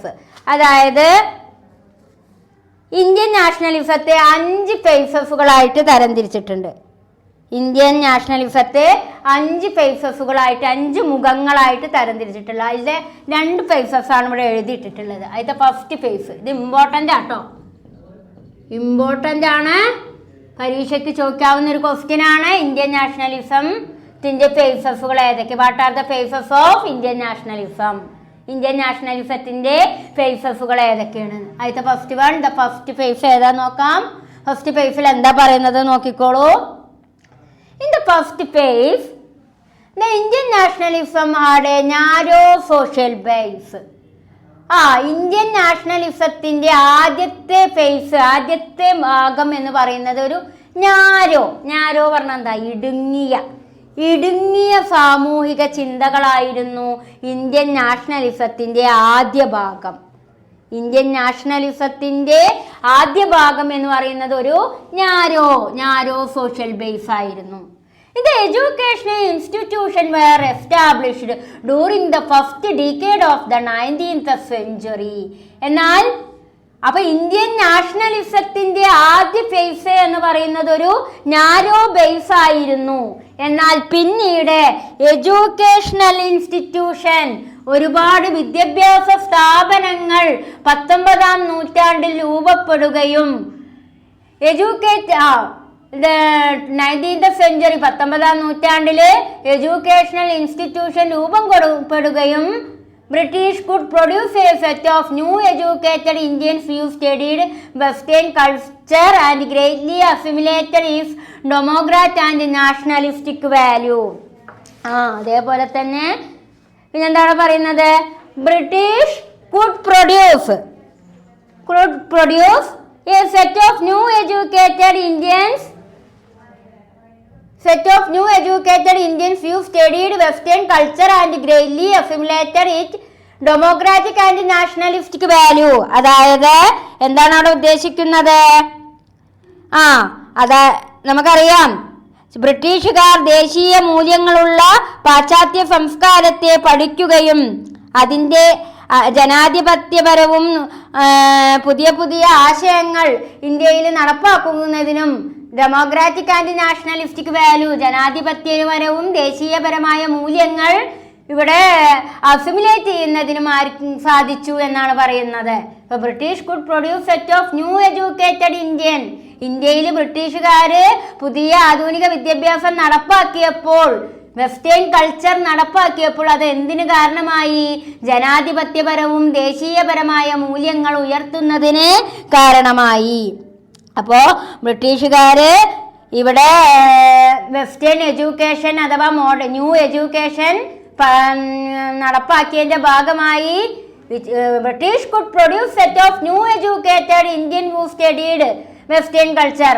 ബ്രിട്ടീഷുകാർ പുതിയ എഡ്യൂക്കേഷൻ ഇവിടെ നടപ്പാക്കിയപ്പോൾ ഇന്ത്യക്കാർ ഏത് പഠനം നടത്തി? വെസ്റ്റേൺ കൾച്ചർ സ്റ്റഡി നടത്തുകയും അതിന്റെ ഭാഗമായിട്ട് എന്ത് അസിമുലേറ്റ് ചെയ്യാൻ കഴിഞ്ഞു എന്നാ പറയുന്നത്? അതായത് ഡെമോക്രാറ്റിക്, ജനാധിപത്യവും നാഷണലിസ്റ്റ് വാല്യൂ, ദേശീയ മൂല്യങ്ങളും ഇവിടെ രൂപപ്പെടുത്താൻ സാധിച്ചു. Those educated intelligentsia formed the first stratum of Indian nationalism. Rajaram Mohan Roy was the first exponent of idea of Indian national. അതായത് അപ്പൊ നമ്മുടെ രാജ്യത്ത് ഏറ്റവും കൂടുതൽ ഇംഗ്ലീഷ് വിദ്യാഭ്യാസം കൊണ്ട്, ആധുനിക വിദ്യാഭ്യാസം കൊണ്ട് ഇന്റലിജന്റ് ആയിട്ടുള്ള വ്യക്തി എന്ന് പറയുന്നത് ആരാണ്? Rajaram Mohan Roy. First exponent of the idea of Indian nation. നമ്മുടെ രാജ്യത്തിന്റെ ഇന്ത്യൻ നാഷണലിസം ഇന്ത്യൻ ദേശീയതയെ കുറിച്ച് പൂർണ്ണമായും മനസ്സിലാക്കുകയും മാത്രമല്ല ഇന്ത്യയുടെ വിദ്യാഭ്യാസപരമായ മാറ്റങ്ങൾക്ക് ഏറ്റവും മുന്നിൽ നിന്ന ഒരു വ്യക്തി എന്ന് പറയുന്നത് ആരാണ്? രാജാറാം മോഹൻ റോയ്. നിങ്ങൾക്കറിയാം, രാജാറാം മോഹൻ റോയ് എന്ന് പറയുന്നത് ഇന്ത്യൻ ദേശീയതയിൽ ഏറ്റവും പ്രധാനപ്പെട്ട ഒരു വ്യക്തിയാണ്. കാരണം എന്താ ചോദിച്ചു കഴിഞ്ഞാല്, സതി, സ്ത്രീകൾ, ഏറ്റവും ഇന്ത്യയിലെ സ്ത്രീകള് ഭർത്താവ് മരിച്ചു കഴിഞ്ഞാൽ ആ ചിതയിലേക്ക് ചാടി മരിക്കണം എന്നൊരു നിയമം ഉണ്ടായിരുന്നു ഇന്ത്യയില്. അത്തരത്തിലുള്ള അനാചാരം, ദുരാചാരം ഒക്കെ നിർത്തലാക്കുന്നതിനും ആ സതി എന്ന ആ ദുരാചാരം നിർത്തലാക്കാൻ ഏറ്റവും കൂടുതൽ പങ്കുവഹിച്ച ഒരു നാഷണലിസ്റ്റ് ആണ് ആര്? രാജാറാം മോഹൻ റോയ്. അതുകൊണ്ടാണ് ഇവിടെ പറയുന്നത് those educated intelligentsia formed the first stratum of Indian nationalism. Rajaram Mohan Roy was the first exponent of idea of Indian nation. അപ്പോൾ നമ്മുടെ രാജ്യത്തെ കുറിച്ച് ഒരു ആദ്യത്തെ എക്സ്പോണന്റ് ആണ് ആര്? രാജാറാം മോഹൻ റോയ്. ഇത്രയും കാര്യങ്ങളാണ് ഫസ്റ്റ് ഫേസിൽ പറയുന്നത്. അപ്പോൾ ഫസ്റ്റ് ഫേസിൽ എന്തൊക്കെ കാര്യങ്ങളാണെന്ന് മനസ്സിലായിട്ടുണ്ടായിരിക്കും. ആദ്യം നമ്മുടെ രാജ്യത്തിലെ ദേശീയത വളർന്നു വരുന്ന ദേശീയത എന്ന് പറയുന്നത് ഒരു നാരോ ആയിരുന്നു, ഇടുങ്ങിയ ചിന്താഗതിയായിരുന്നു. പിന്നീട് ബ്രിട്ടീഷുകാർ ഇവിടെ 19-ാം നൂറ്റാണ്ടോടുകൂടി ബ്രിട്ടീഷുകാർ വിദ്യാഭ്യാസത്തിന് തുടക്കം കുറിച്ചു. അങ്ങനെ വെസ്റ്റേൺ കൾച്ചർ നമ്മൾ പഠനം നടത്തി. അങ്ങനെ നമ്മൾ ഡെമോക്രാറ്റിക് ആയിട്ടും നാഷണലിസ്റ്റിക് വാല്യൂകൾ നമ്മളിലേക്ക് ഉയർന്നു വന്നു. മാത്രമല്ല ഈ ഇത്തരത്തിലുള്ള ആധുനിക വിദ്യാഭ്യാസത്തിൽ ഏറ്റവും കൂടുതൽ പങ്കുവഹിച്ച ഒരു വ്യക്തിയായിട്ടാണ് ആരെ കണക്കാക്കുന്നത്? രാജാറാം മോഹൻ റോയിയെ കണക്കാക്കുന്നത്. And then second phase. അപ്പൊ ഇന്ത്യൻ നാഷണലിസമിന്റെ 5 ഫേസിലെ രണ്ടാമത്തെ ഫേസ് ആണ് ഇനി പറയുന്നത് സെക്കൻഡ് ഫേസ്. എന്തൊക്കെയാണ് സെക്കൻഡ് ഫേസിൽ നോക്കാം. The second phase covered the period 1885-1905. 1885 തൊട്ട് 1905 വരെയുള്ള കാലഘട്ടത്തെയാണ് second phase of Indian nationalism എന്ന് പറയുന്നത്. Second phase of Indian nationalism എന്ന് പറയുന്നത് 1885 1885 to 1905. 1885 തൊട്ട് 1905 വരെയുള്ള കാലഘട്ടമാണ് സെക്കൻഡ് ഫേസ് ആയിട്ട് ഇവിടെ ചൂണ്ടിക്കാണിക്കുന്നത്. The liberal intelligentsia who ran the Congress were the leaders of the national movement. The liberal intelligentsia who ran the Congress were the leaders of the national movement. അതേപോലെ തന്നെ എന്താണ് പറയുന്നത്? കോൺഗ്രസ് നയിച്ച കോൺഗ്രസിനെ നയിച്ച ലിബറൽ ഇന്റലിജൻഷ്യ പറഞ്ഞ ബുദ്ധിജീവികൾ, ലിബറൽ ആയിട്ടുള്ള ബുദ്ധിജീവികൾ ദേശീയ പ്രസ്ഥാനത്തിന്റെ നേതാക്കളായിരുന്നു. അപ്പോ the liberal intelligentsia who ran the Congress were the leaders of national movement. അതായത് ലിബറൽ ബുദ്ധിജീവികളായിട്ടുള്ള ആളുകളായിരുന്നു ദേശീയ പ്രസ്ഥാനത്തിന്റെ നേതാക്കൾ. During the period, due to the expansion of Western educated as well as growth of trade in India and outside India, a new merchant class and educated elite developed in India. അതേപോലെ തന്നെ പിന്നെ ഇവിടെ എന്താ പറയുന്നത്? അതേപോലെ പിന്നീട് ഈ കാലയളവിൽ പാശ്ചാത്യ വിദ്യാഭ്യാസത്തിന്റെ വികാസവും ഇന്ത്യയിലും ഇന്ത്യക്ക് പുറത്തുമുള്ള വ്യാപാര വളർച്ചയും കാരണം ഇന്ത്യയിൽ പുതിയ വ്യാപാര വർഗവും വിദ്യാഭ്യാസരായിട്ടുള്ള വരേണ്യവർഗവും വികസിച്ചു. അപ്പോ ഈ കാലയളവിൽ പാശ്ചാത്യ വിദ്യാഭ്യാസത്തിന്റെ വളർച്ചയോടുകൂടി ഇന്ത്യയിലും ഇന്ത്യക്ക് പുറത്തുമുള്ള വ്യാപാര വളർച്ചയും കാരണം ഇന്ത്യയിൽ ഒരു പുതിയ വ്യാപാര വർഗവും വിദ്യാഭ്യാസരായിട്ടുള്ള ഒരു വർഗവും വികസിച്ചു. ഇന്ത്യയിൽ 2 തരത്തിലുള്ള വർഗം ഉണ്ടായിന്ന്. മർച്ചന്റ് ക്ലാസ്സും ഉണ്ടായി, educated elite developed in India. Educated ആയിട്ടുള്ള 2 വർഗങ്ങൾ ഇന്ത്യയിൽ ഉണ്ടായി എന്നാണ് പറയുന്നത്. ഏതിന്റെ ഭാഗമായിട്ടാണ് ഈ 2 വർഗങ്ങൾ ഉണ്ടാവാനുള്ള കാരണം? അതായത് ഈ കാലയളവിൽ പാശ്ചാത്യ വിദ്യാഭ്യാസ വെസ്റ്റേൺ എഡ്യൂക്കേഷന്റെ വികാസവും ഇന്ത്യയിലും ഇന്ത്യക്ക് പുറത്തുമുള്ള വ്യാപാര വളർച്ചയും കാരണം ഇന്ത്യയിൽ 2 വർഗങ്ങൾ ഉണ്ടായി. ഏതൊക്കെയാണ് ആ വർഗങ്ങള്? ന്യൂ മർച്ചന്റ് ക്ലാസ്സും ആൻഡ് എഡ്യൂക്കേറ്റഡ് എലൈറ്റ് ഡെവലപ്മെന്റും. ഇതിന്റെയൊക്കെ ഭാഗമായിട്ട് എന്തിന് കാരണമായി? ഓർഗനൈസ് ദ സ്വദേശി ക്യാമ്പയിൻ. ഒരു സ്വദേശി ക്യാമ്പയിൻ എന്ന് പറഞ്ഞാൽ എന്താണ്? നമ്മുടെ രാജ്യത്തിന് വേണ്ടിയുള്ള ഒരു ക്യാമ്പയിൻ, സ്വദേശി ക്യാമ്പയിൻ 1905 1905 ഉണ്ടാകുന്നതിനും കാരണമായി. അപ്പോൾ ഇന്ത്യയിലെ വെസ്റ്റേൺ എഡ്യൂക്കേഷന്റെ വളർച്ച during the period due to the expansion of western education. ഇന്ത്യയിലെ വെസ്റ്റേൺ എഡ്യൂക്കേഷന്റെ വളർച്ച ഇന്ത്യയിലെ മർച്ചന്റ് ക്ലാസ്സും എഡ്യൂക്കേറ്റഡ് ആയിട്ടുള്ള ആളുകളും 2 ക്ലാസ്സുകളാണ് ഉണ്ടായത്. മർച്ചന്റ് ക്ലാസ്സും ഉണ്ടായി, എഡ്യൂക്കേറ്റഡ് എലൈറ്റ് ഡെവലപ്മെന്റും ഉണ്ടായി. അങ്ങനെ 2 വർഗം ഉണ്ടാവുന്നതിനും അത് സ്വദേശി ക്യാമ്പയിൻ രൂപം കൊള്ളുന്നതിനും കാരണമായി തീർന്നു. ഇതാണ് സെക്കൻഡ് ഫേസ്. ഇനി നമുക്ക് ഇന്ത്യൻ നാഷണലിസം ഇൻടു 5 ഫേസ് ഉണ്ട്. അതിൽ ഫസ്റ്റും സെക്കൻഡും പറഞ്ഞു. ഇനി തേർഡ്, ഫോർത്ത്, ഫിഫ്ത്ത് അതെന്തൊക്കെയെന്ന് നമുക്ക് നോക്കാം. അപ്പോൾ നമ്മൾ ഇന്ത്യൻ നാഷണലിസം 5 ഫേസ് ഉണ്ട് എന്ന് പറഞ്ഞിരുന്നു. അതിൽ ഫസ്റ്റും സെക്കൻഡും നമ്മൾ എടുത്തു. ഇനി നമ്മൾ തേർഡ് ഫേസിലേക്കാണ് പോകുന്നത്. ഇന്ത്യൻ നാഷണലിസത്തെ 5 ഫേസുകളായിട്ടാണ് തിരിച്ചിട്ടുള്ളത്. അതിൽ നമ്മൾ ഫസ്റ്റും സെക്കൻഡും കംപ്ലീറ്റ് ആയി. ഇനി നമ്മൾ തേർഡ് ഫേസിലേക്കാണ് പോകുന്നത്. ശ്രദ്ധിച്ചോളൂ. Third phase. The third phase identified by Desai between 1905 1980. Third phase identify ചെയ്യുന്നത് ദേശായി എന്ന് തൊട്ട് എന്ന് വരെ 1905 തൊട്ട് 1918 വരെ, 1905 തൊട്ട് 1918 വരെയുള്ള കാലഘട്ടത്തിലാണ് മൂന്നാമത്തെ ഫേസിനെ ദേശായി ഐഡന്റിഫൈ ചെയ്യുന്നത്. The third phase, liberals were replaced by extremists. Third ഫേസിൽ ലിബറൽസ് എന്ന് പറഞ്ഞാൽ ആരാ? സ്വാതന്ത്ര്യ സമര സേനാനികള് ഏതിലേക്ക് മാറ്റപ്പെട്ടു? എക്സ്ട്രീമിസ്റ്റ് പറഞ്ഞാൽ തീവ്രവാദത്തിലേക്ക് മാറ്റപ്പെട്ടു എന്നാ പറയണത്. ഒരുപാട് സ്വാതന്ത്ര്യ സമര നേതാക്കന്മാര്, നമ്മുടെ ദേശീയതയെ ഉണർത്തുന്ന ഒരുപാട് സ്വാതന്ത്ര്യ നേതാക്കന്മാര് ഈ ബ്രിട്ടീഷുകാരുടെ ഭരണത്തിനെതിരെ എന്തായി തീർന്നു? എക്സ്ട്രീമിസ്റ്റുകളായി തീർന്നു. അവര് ലിബറൽസ് ആയിരുന്നു. പക്ഷെ തേർഡ് ഫേസിലാണ് അവർ എന്തായി മാറിയത്? റിപ്ലൈസ്ഡ്, മാറ്റം ചെയ്തു. എന്തിലേക്ക്? Extremist. It was a period of militancy and inclusion of lower middle class. അതേപോലെ തന്നെ ഇറ്റ് വാസ് പീരിയഡ് ഓഫ്, അതായത് ഇവിടെ എന്താ പറയുന്നത്? It was a period of militancy and inclusion of lower middle class. അതായത് ലോവർ മിഡിൽ ക്ലാസ് എന്ന് പറഞ്ഞാല് താഴ്ന്ന മധ്യവർഗത്തെ ഉൾപ്പെടുത്തുന്നതിന്റെ ഒരു കാലഘട്ടമായിരുന്നു ഇത്. It was a period of militancy and inclusion of lower middle class. അതായത് ഇവിടെ എന്താ പറയുന്നത്? താഴ്ന്ന മധ്യവർഗത്തെ ഉൾപ്പെടുത്തുന്നതിന്റെ ഒരു കാലഘട്ടമായിട്ടാണ് ഇതിനെ കണക്കാക്കുന്നത്? തേർഡ് ഫേസിനെ കണക്കാക്കുന്നത്. It was period of militancy inclusion of lower middle class.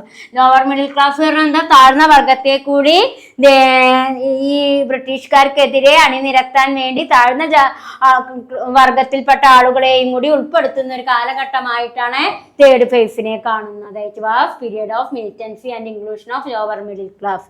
ഇതിനെയാണ് തേർഡ് ഫേസിൽ നമുക്ക് പറയാനുള്ളത്. അടുത്തതാണ് fourth phase. The fourth phase start from 1918 until civil obedience movement 1913-34. അതായത് ഫോർത്ത് ഫേസ് തുടങ്ങുന്നത് 1918-ലാണ്. 1918 ഫോർത്ത് ഫേസ് സ്റ്റാർട്ട് ചെയ്യുന്നത്. അതേപോലെ തന്നെ 1918 ഫോർത്ത് ഫേസ് ആരംഭിച്ച് 1930-34 ഏത് പ്രസ്ഥാനം വരെ നീണ്ടു നിന്നു? Civil obedience movement. Civil obedience movement പറഞ്ഞാൽ എന്താ? പൗരാനുസരണ പ്രസ്ഥാനം. അപ്പോ ഫോർത്ത് ഫേസ് ആരംഭിച്ചത് 1918. ഫോർത്ത് ഫേസ് 1918 ആരംഭിച്ച് 1930-34 കാലഘട്ടം ഏത് പ്രസ്ഥാനം വരെ? സിവിൽ ഒബീഡിയൻസ് മൂവ്മെന്റ് വരെയാണ് ഏത് നിലനിന്നത്? ഫോർത്ത് ഫേസ് നിലനിന്നത്. It was a period of expansion of nationalist movement. ഇത് ഏതിന്റെ വളർച്ചയ്ക്ക് കാരണമായി തീർന്നു? ദേശീയതയുടെ വളർച്ചയ്ക്ക് കാരണമായി. Which was earlier limited to the middle class and lower middle class inclusion of masses. മാത്രല്ല ഈ ഒരു മൂവ്മെന്റിലേക്ക് അതേപോലെ ഈ ഒരു നാഷണലിസത്തിലേക്ക് ആരും കൂടി ചേർന്നു എന്നാ പറയുന്നത്? മധ്യവർഗത്തിലും താഴ്ന്ന വർഗത്തിലും ഉള്ളവരായിരുന്നു ഈ ഒരു മൂവ്മെന്റില് ഉണ്ടായിരുന്നത്. അപ്പൊ ഫോർത്ത് ഫേസ് എന്നാ തുടങ്ങുന്നത്? 1918 ഫോർത്ത് ഫേസ് സ്റ്റാർട്ട് ചെയ്യുന്നത്. അത് ഏതുവരെയാണ്? സിവിൽ ഒബീഡിയൻ മൂവ്മെന്റിന്റെ കാലഘട്ടം വരെ 1930-34 വരെയും ഫോർത്ത് ഫേസ് ആണ്.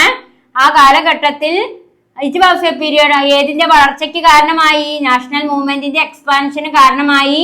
മാത്രല്ല ഏറ്റവും കൂടുതൽ ഏത് ഇതിൽപ്പെട്ട ആളുകളായിരുന്നു, it was earlier limited to the middle class and lower middle class inclusion of masses. അതായത് ഈ ഒരു മൂവ്മെന്റിലേക്ക് ഏറ്റവും കൂടുതൽ വന്നത് ഏതിൽ നിന്നൊക്കെയാണ്, മിഡിൽ ക്ലാസ്സിൽ നിന്നും ലോവർ മിഡിൽ ക്ലാസ്സിൽ നിന്നാണ് ആളുകൾ എത്തിച്ചേർന്നത്. ഇതാണ് ഫോർത്ത് ഫേസ്. അടുത്തതാണ് ഫിഫ്ത്ത് ഫേസ്. ഫിഫ്ത്ത് ഫേസ് എന്ന് പറയുമ്പോൾ അഞ്ചാം ഘട്ടം. എന്താണ് അഞ്ചാം ഘട്ടത്തിന്റെ പ്രത്യേകത എന്ന് നമുക്ക് നോക്കാം. Fifth phase of Indian nationalism and the nationalist movement for freedom of India covers the period 1934-39, the year of outbreak of World War II.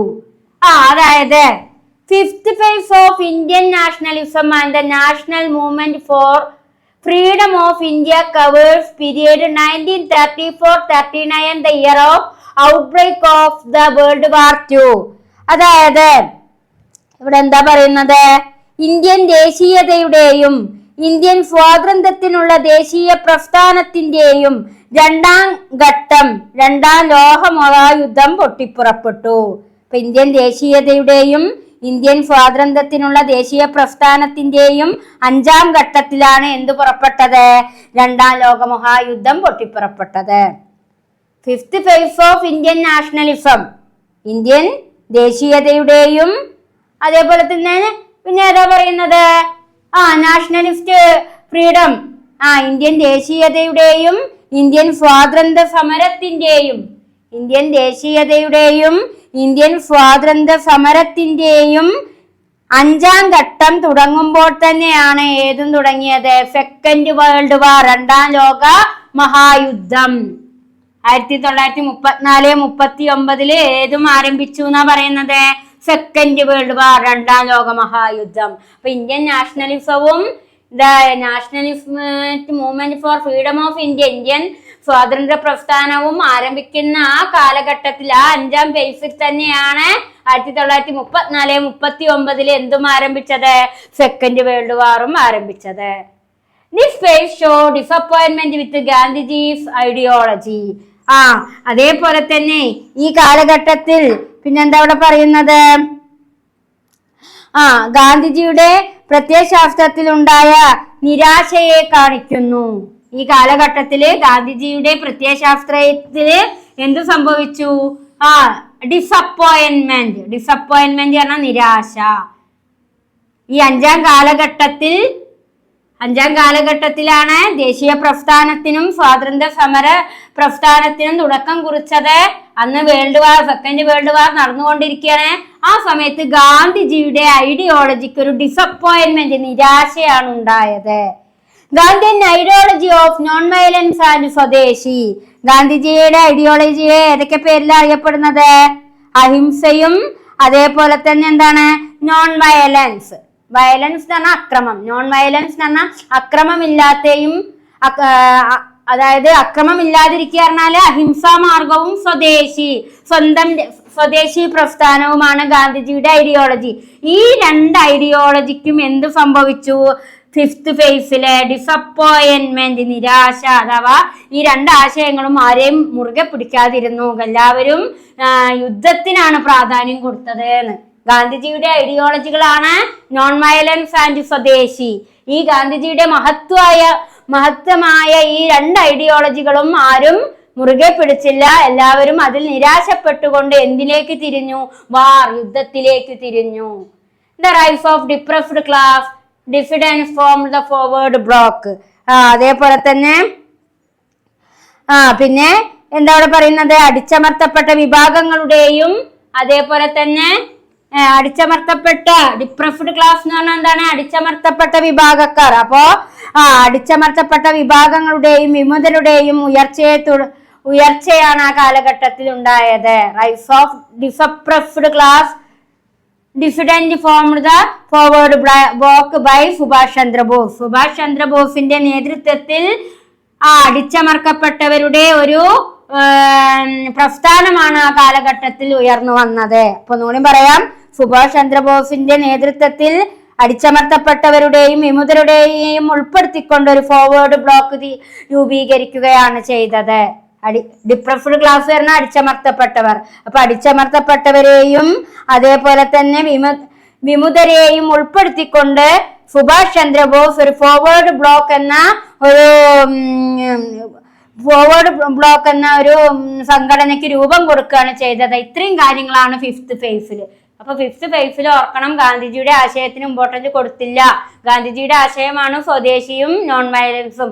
അത്തരം ആശയങ്ങൾക്ക് പ്രാധാന്യം കൊടുക്കാതെ താഴ്ന്ന വർഗത്തിൽപ്പെട്ടവരും അടിച്ചമർത്തപ്പെട്ടവരുമായിട്ടുള്ള ആളുകൾ ഒന്നിച്ചു ചേർന്ന് സുഭാഷ് ചന്ദ്രബോസിന്റെ നേതൃത്വത്തിൽ യുദ്ധത്തിന് ആഹ്വാനം, അതായത് ബ്രിട്ടീഷുകാർക്കെതിരെ യുദ്ധത്തിന് ആഹ്വാനം ചെയ്യുകയാണ് ചെയ്തത്. ഇതാണ് ഫിഫ്ത്ത് ഫേസ്. അടുത്തത് നമുക്ക് നോക്കാം, Partha Chatterjee view von nationalism.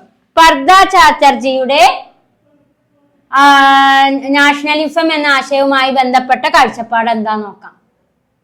എന്താണ് Partha Chatterjee view von nationalism എന്ന് നമുക്ക് നോക്കാം. Benedict Anderson ideas on nation and nationalism are one of the most accepted theories in the discourse of nation and nationalism. അതായത് Benedict Anderson ideas on nation and nationalism one of most accepted theories discourse of nation and nationalism. അതായത് എന്താണ് ഇവിടെ പറയുന്നത്, Benedict Anderson എന്തിനാണ് കൂടുതൽ ഇവിടെ പ്രാധാന്യം കൊടുത്തത്? രാജ്യത്തെയും ദേശീയതയ്ക്കുമാണ് പ്രാധാന്യം കൊടുത്തത്. Ideas on nation and nationalism are one of the most accepted theory.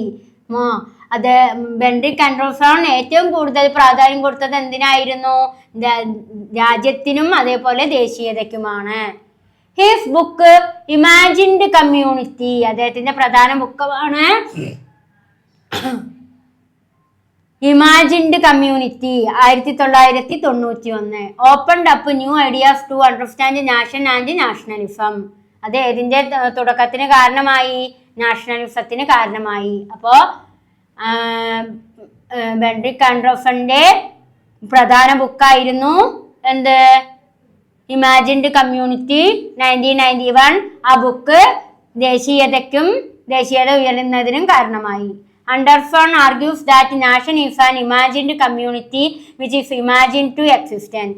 അണ്ടർസൺ എന്താ പറയുന്നത്? നാഷൻ, നമ്മുടെ രാജ്യം എന്ന് പറയുന്നത് ഒരു ഇമാജിൻഡ് കമ്മ്യൂണിറ്റി, ഇമാജിനേഷൻ, രാജ്യത്തെ ഇമാജിൻ ചെയ്യാനാ പറയുന്നത്. അങ്ങനെ അതൊരു ആ ഇമാജിൻ ചെയ്യുമ്പോൾ അത് അവിടെ എന്ത് ചെയ്യപ്പെടും എന്നാ പറയുന്നത്? Imagining to existence. അപ്പൊ ഇത്രയും കാര്യങ്ങളാണ് ബെനഡിക്ട് ആൻഡർസണിന്റെ തിയറി. ബെനഡിക്ട് ആൻഡർസൺ പറയുന്നത്, അത് ബെനഡിക്ട് ആൻഡർസണിന്റെ തിയറി വിലയിരുത്തുന്നത് ആരാണ്? പർദ ചാറ്റർജി വി വോൺ കേട്ടോ.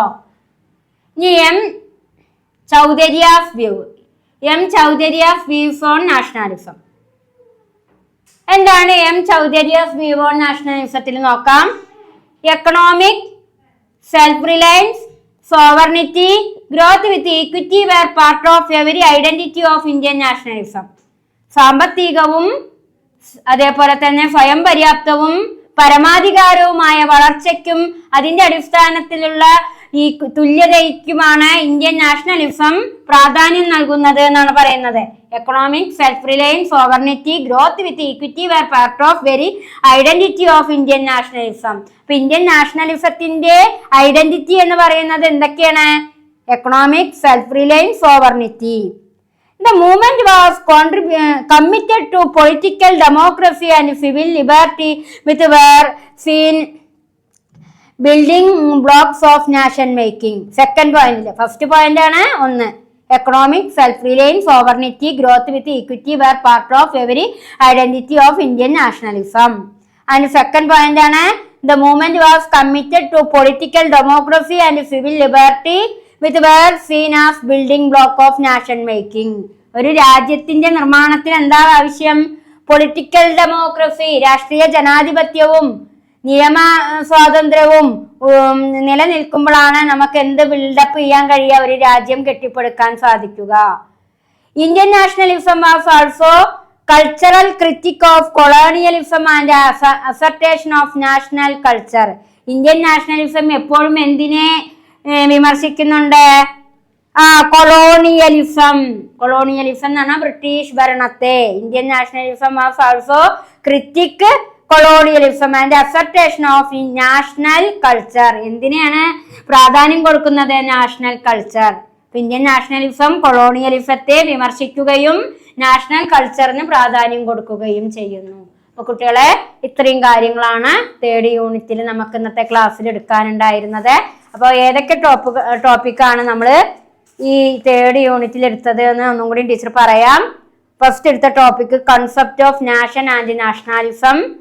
അതേപോലെ തന്നെ നമ്മള് nationalist ideology, Indian nation and nationalism, some major discourse, AR Desai view on nationalism.